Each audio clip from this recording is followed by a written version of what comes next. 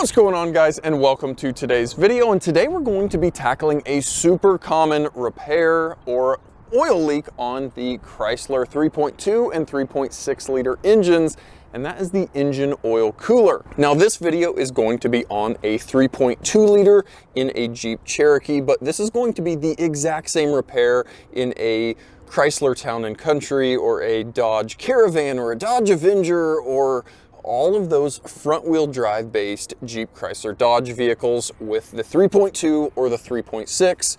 Now what you're gonna find is a pretty large oil leak under the vehicle, and typically it is from cold weather, or when it's gotten cold recently, that's when we see these oil coolers start leaking. So if it's cold outside and you've got the Chrysler V6 in the thing, more than likely it's going to be a engine oil cooler leak. So let's jump into the shop, let's start tearing this engine apart and get that oil cooler replaced. I'll kind of show you guys the step-by-step on how to tear it down, how to get down to it, and hopefully get this Jeep a little less leaky on the road. All right, guys, so first things first, obviously, is going to be removing this engine cover. And now, like I said, this is going to be a similar setup for the Jeep Cherokee, Dodge Grand Caravan, Chrysler Town & Country, Dodge Avenger. I mean, all of that front-wheel drive based Jeep, Chrysler, Dodge stuff with the 3.2 liter and the 3.6 liter. It's the exact same engine. It's all gonna roughly be the same. There's gonna be some different brackets depending on which application it is, but it's generally going to be the same. So this will be at least a good guideline kind of on what to do. But like I said, first things first, let's get this engine cover up and out of the way. And then I am going to start getting all of this airbox assembly up and out of here. And we've got some purge valve hoses that will need to get unhooked. It's got some hose connectors, and we can get that purge valve out of the way. And again, we're going to need to get everything off of this intake tube. So we've got some wiring connectors and hose connectors.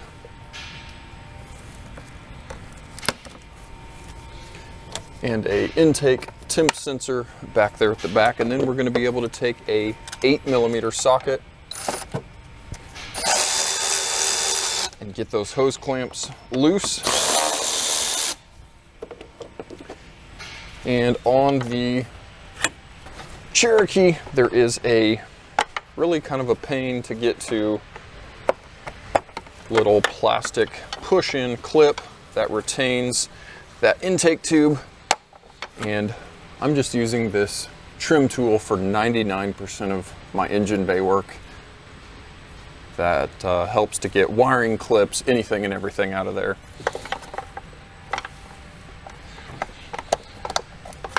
So once you get that clip out of the way, you're going to be ready to start trying to remove that intake tube. There is a clip here at the very back that kind of helps if you lift up on the back of it and then work that whole intake tube up and out. Now, like we kind of talked about originally, you're going to see a lot of oil coming out of the back here of the valley of the engine, running down both sides of the transmission. And you can also kind of look up in here at the front where the oil filter lives, and you can look and see a bunch of oil standing. Those are kind of the signs that this oil cooler is leaking, obviously, other than the massive amount of oil that's completely under the vehicle. So now the next thing we're gonna do, there are a couple of brackets here at the front of the intake manifold that have some 10mm nuts on them. I'm just taking a ratchet wrench here and getting both of the nuts loose. Now we aren't going to be able to completely unbolt the bracket. We're just going to take both of the nuts off at the top of the bracket, and then you're just going to have to take a pry bar and bend that bracket away from the intake manifold, because you cannot get to the bottom bolts on the bracket. So again, I've just got a pry bar here, and I'm going to get this intake tube out of the way, but then, like I said, I'm just going to pry and move those brackets out of the way enough where we can get that intake manifold replaced or removed, since you cannot get to the bottom of those. Now again, we've got brake booster line and more sensors and a throttle body that we need to disconnect.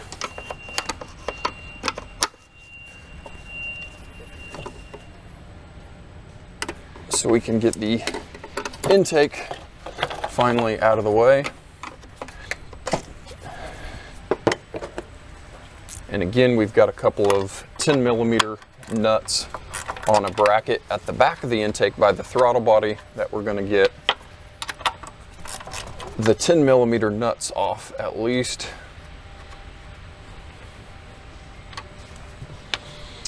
And now we are ready to take an 8mm socket and get all of our intake bolts loose.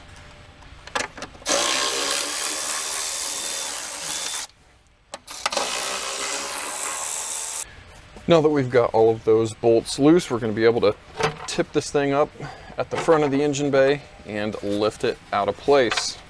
Now, definitely take a look here, because some of your intake gaskets may stick onto that upper intake.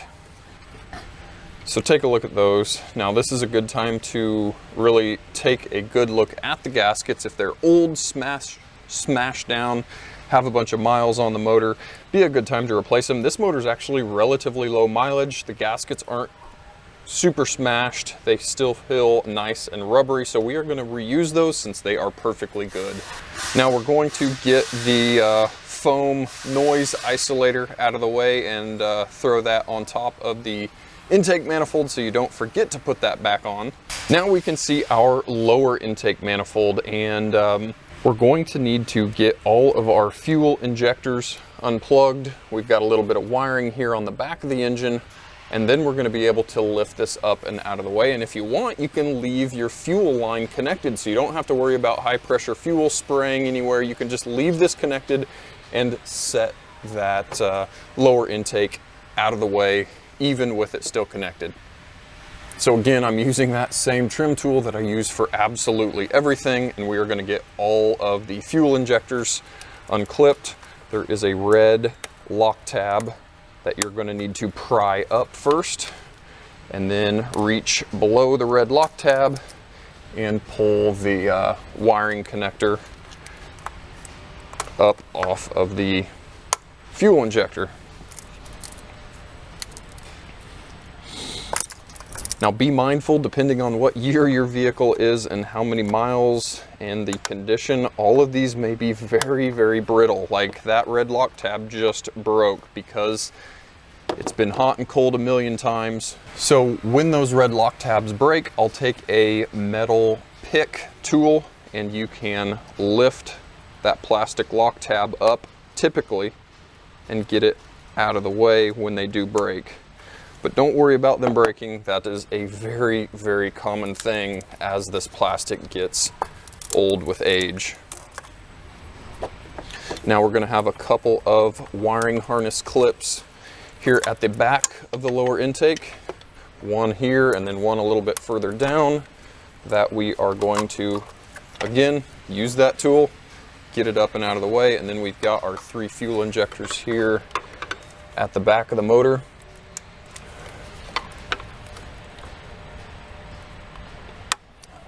That we will hopefully get up without breaking too much. And yeah, 2 out of 3 of those back ones came up without breaking. So I mean, guys, even me who's done a million of these things, they still break on me. So it's not just a user issue, it's just they get old and brittle. Again, I used that pick tool and was able to lift the lock tab up and out of place. All right, so we have got everything off of that lower intake other than our fuel line, which I said we are going to leave. And again, we will use that same 8mm socket setup and get all of our lower intake bolts loose.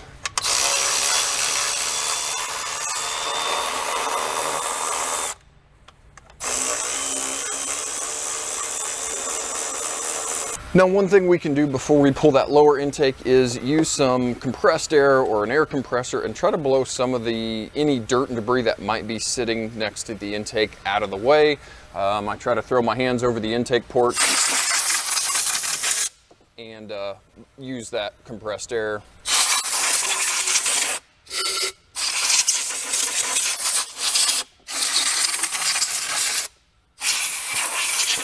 To at least get any or all of the big stuff away from that intake. But once we've got all of those bolts loose and cleaned up, we're able to lift this lower intake up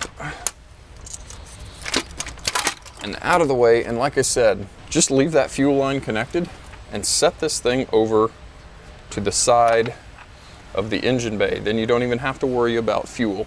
Now, I do like to clean up those lower intake gaskets. Gives you a good time to take a quick look at them and make sure they aren't too smashed or anything weird. Again, this one's relatively low miles and all of those gaskets still have good squish to them, so we are going to leave those there since they don't need to really be replaced.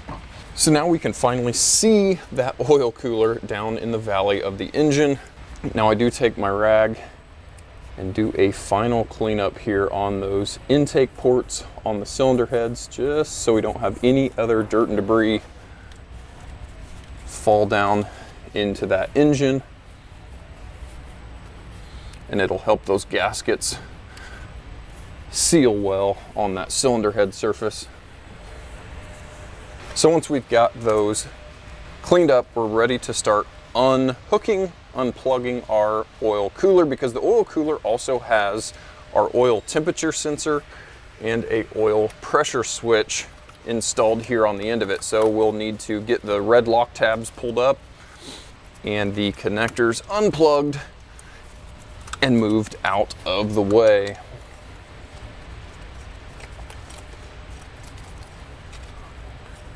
Now there is one zip tie here that holds the coolant hose on the back of the engine block, and this one will typically break. I do not have very good luck with getting this off in one piece. All right, so with that pry bar, I was actually able to get that one out of the way, which they normally break. So again, don't have it be a big worry if some of this plastic breaks, because again, it is tired and brittle. Now, our next kind of special tool we're going to need to get is a inverted Torx. This is an E8 inverted Torx. And I don't know if you guys can kind of see, but that's what the end of that socket looks like. And there are going to be 5 bolts on that oil cooler. But before we pull that cooler off, I like to take some hose pinch off pliers and pinch off this rear coolant hose. Now that will help reduce the amount of coolant that dumps down into the intake once we finally lift it up and out of the way. But we can break all of these oil cooler bolts loose now. Now that we've got all of the bolts loose, one thing I like to do is I've got a fluid evacuation tool. Now, obviously you may not have this at home, but you know, get a bunch of paper towels ready or something so you can start vacuuming up all of the oil and coolant that is down in the valley of the engine. So now that I've got that sucking fluid out, we are going to be ready to lift our oil cooler up, and I've got a set of hose clamp pliers ready.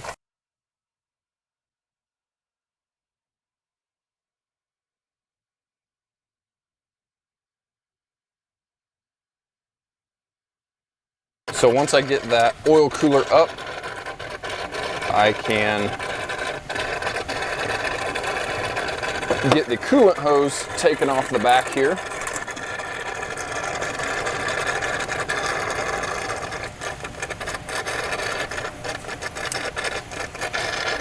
Now here is that old oil cooler, and there's actually gaskets underneath this aluminum cooler part, and then there are gaskets on the bottom, and any or all of those could go bad.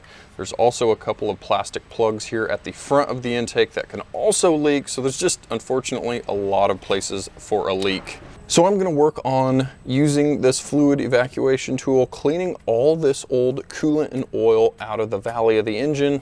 I'll then get some brake clean here and brake clean in the valley and continue cleaning all the oil up. So once that is completely dry and cleaned out, we'll be ready to start going back together.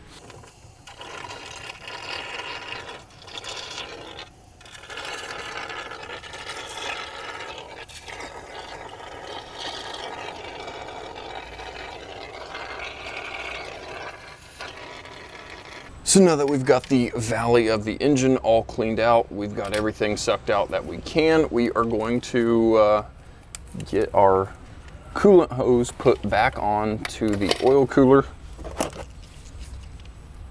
and we are going to be ready to get it set back down onto its mounts, and we'll use that same E8 Torx or inverted Torx to get that tightened back down. Now I like to start all of the bolts first just to make sure it's all lined up and square before you do your final tightening.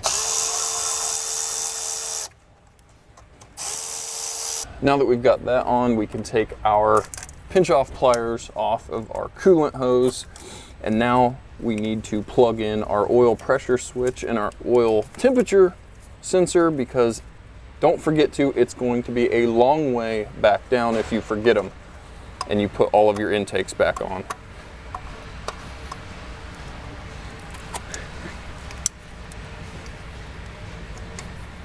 So once both of those are back on, we've got all of our surfaces nice and clean for our lower intake. We're going to take that lower intake and work it back into place around all of the wiring harnesses for the fuel injectors and those back clips here.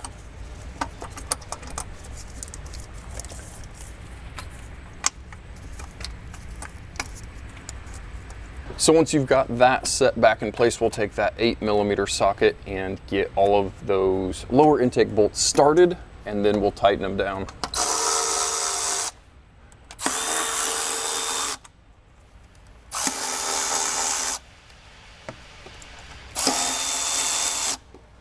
Now it is always a good chance to take a quick look down all of those intake ports just to make sure nothing has fallen down into the intake valve area. Obviously we blew all the dirt and debris out, so we know that there's nothing on this one, but you can always take one quick glance down the intake tubes just to make sure nothing is sitting there waiting to go into your engine. We're going to get all of our wiring harness clips reinstalled here on the back of the intake, all of our fuel injector connectors with our red lock tabs that hopefully aren't all broken, but if they are, again, it's not the end of the world. They break really frequently, and the connector, even without the red lock tab, holds itself down just fine. Now that we've got those all on there, we are ready to throw our little foam silencer pad onto the front valve cover there, and then we're going to get the upper intake manifold back on this thing. Now, like you guys saw on removal, we are going to start with getting the two rear studs into their bracket, making sure we don't have any wiring harnesses or anything stuck under the intake manifold, and then bumping it down into place. Now, I always like to get my front brackets slid onto the studs before I start tightening anything down, just in case I need to move or wiggle the intake around. But be kind of mindful as you are prying those brackets back into place, because you unfortunately are having to pry on the front kind of core support area, and you know, there is a bunch of plastic here, so just be very, very careful and don't get too rambunctious. Again, this one you've kind of got to pry on the hood latch but as long as you're very mindful, just pry enough to get the brackets slid back on. You can get the nuts and then use the nuts to pull the brackets the rest of the way on. Then nothing's getting bent, nothing's getting damaged. But now that we've got those front brackets at least into place, we're going to tighten down our intake manifold bolts here. And again, those are 8 millimeters.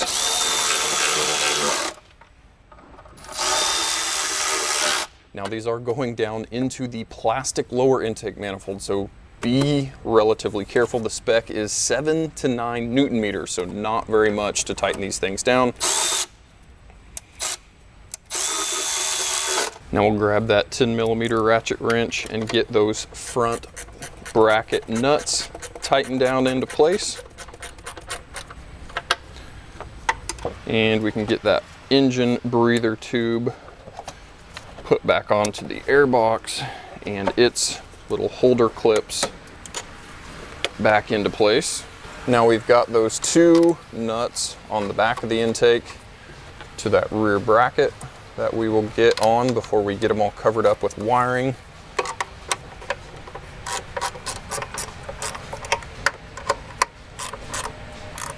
And then we've got our PCV valve tube, our brake booster, all of our sensors and the harness clips up here on the top of the intake, and our electronic throttle body. And now last but not least, we are ready to throw our intake tube back on. And it is kind of a bear with the rear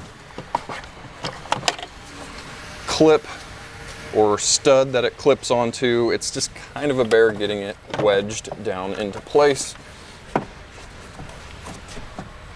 And again, we can take that 8 millimeter, tighten down our clamps on that intake tube, and start to reroute all the wiring that clips onto it.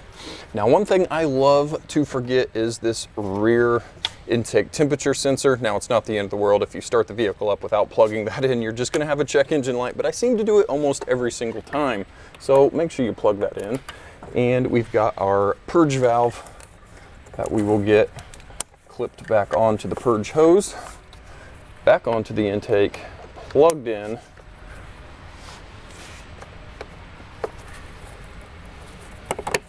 And then that really pesky wiring clip, at least on the Cherokees, that goes down for that intake tube. And that pretty much finishes it. We're going to want to top off and check our coolant because we did lose a little bit, but since we had those pinch off pliers on the back, it really doesn't lose that much.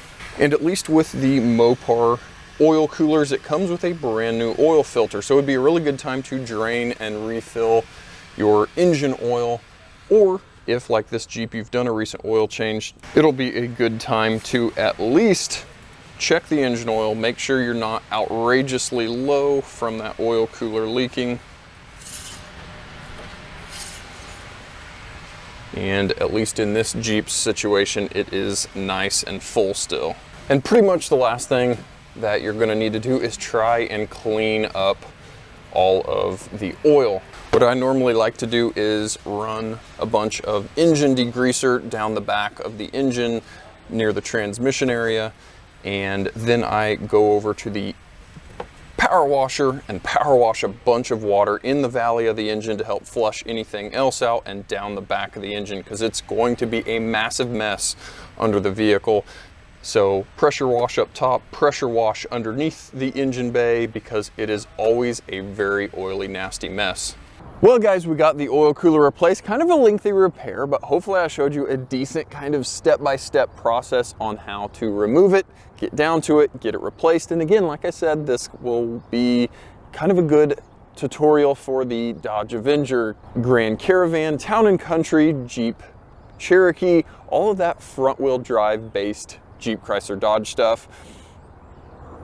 Now, of course, this is the same engine or engine setup that's in the Jeep Wrangler and Dodge Durango and Jeep Grand Cherokee and just anything with that 3.6 liter engine in it, it's got that oil cooler and it does have the possibility of failing. So hopefully this will help you guys out, some of those 3.6 liter owners out there, or just kind of an interesting video on something that is buried down in the middle of an engine that often leaks and unfortunately is a little bit of teardown to get to it. So guys, thanks for coming with me in the shop today. And guys, as always, thanks for watching and we'll catch you guys next time.